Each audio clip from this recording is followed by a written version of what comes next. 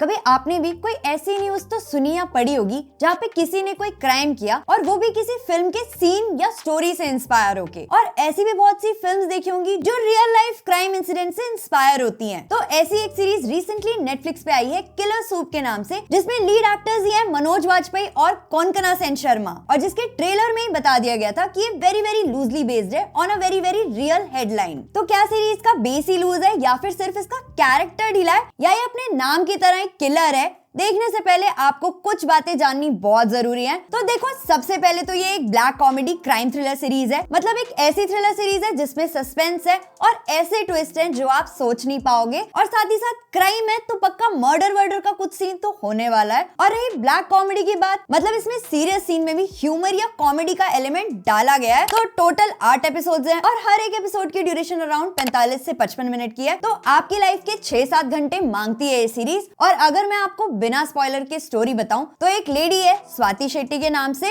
जो इतनी अच्छी कुक तो नहीं है लेकिन एक रेस्टोरेंट खोलना चाहती है, पर जिसमें उसका हस्बैंड सपोर्टिव नहीं है। तो ये सपोर्ट स्वाति को मिलता है उसके बॉयफ्रेंड में, और आगे स्टोरी में फिर पैसा आता है, ब्लैकमेल आता है, खपाखप आता है, मतलब घपला घोटाला आता है, मर्डर आता है, धोखा आता है। तो वो सारे एलिमेंट्स आ जाते हैं जिससे एक क्राइम थ्रिलर सीरीज बनके तैयार हो जाती है। अब ये किलर सीरीज स्टार्ट तो एकदम किलर तरीके से होती है और फर्स्ट एपिसोड के खत्म होते होते आपको ये लग भी जाता है कि हाँ, इस सीरीज की स्टोरी भले ही आपने कहीं ना कहीं देख रखी हो या सुन रखी हो, लेकिन जो इसका ट्रीटमेंट है वो एकदम ही अलग है। और इसमें ऑब्वियसली इतने टैलेंटेड एक्टर्स हैं, एक तरफ मनोज वाजपेयी सर हैं, दूसरी तरफ कोंकणा सेन शर्मा है, तो गलत क्या ही हो सकता है, लेकिन वही तो स्कैम है। लेकिन प्रॉब्लम तब आती है जब ये सीरीज आपको सच में किल करने लग जाती है, क्योंकि 4th और 5th एपिसोड के बाद तो ये प्रेडिक्टेबल हो जाती है और 3rd एपिसोड से लास्ट एपिसोड तक तो एक एकदम ही इलॉजिकल चीज दिखाई है जो मेरे गले तो नहीं उतरी। तो लूप होल्स काफी सारे हैं। पहले तो हस्बैंड के जैसे दिखने वाला लवर, फिर एक मर्डर को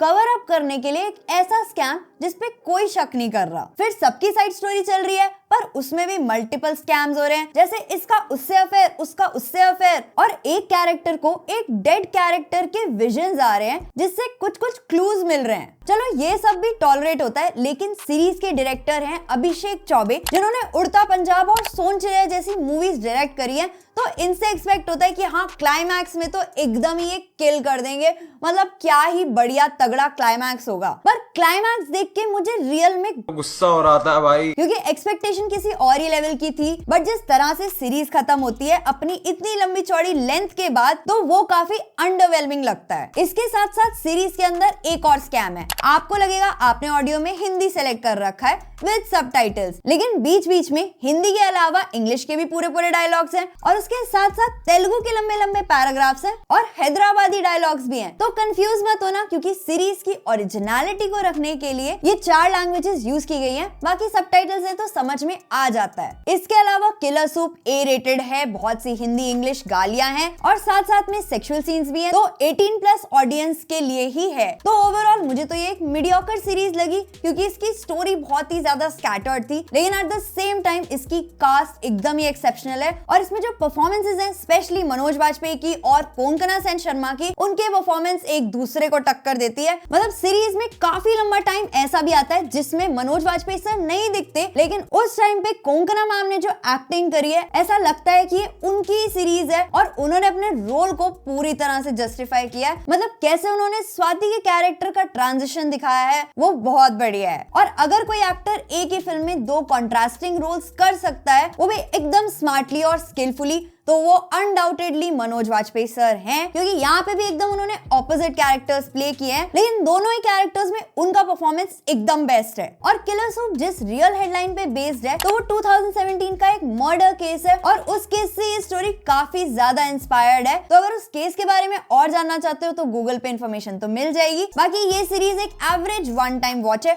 वो भी सिर्फ इसकी कास्ट और इसकी परफॉर्मेंसेस के लिए, लेकिन इसकी स्टोरी लाइन और क्लाइमैक्स उन लोगों को सेटिस्फाई नहीं करेगा जिनको क्राइम थ्रिलर्स देखने में बहुत ज्यादा इंटरेस्ट होता है। तो बस किलर सूप के बारे में मेरा ओपिनियन तो यही था। बाकी आपका क्या ओपिनियन है इस वीडियो के बारे में, वो आप मुझे कमेंट सेक्शन में शेयर कर सकते हो। और अगर आपको ऐसे कंटेंट में इंटरेस्ट है, वीडियो पसंद आई है, तो वीडियो को लाइक कर सकते हो, अपने फ्रेंड्स एंड फैमिली के साथ शेयर कर सकते हो, और अगर अब तक सब्सक्राइब नहीं किया है तो सब्सक्राइब कर दो यार, बेल आइकन पे ऑल कर दो, सो दैट मैं आपसे नेक्स्ट वीडियो में जल्दी मिल सकूं।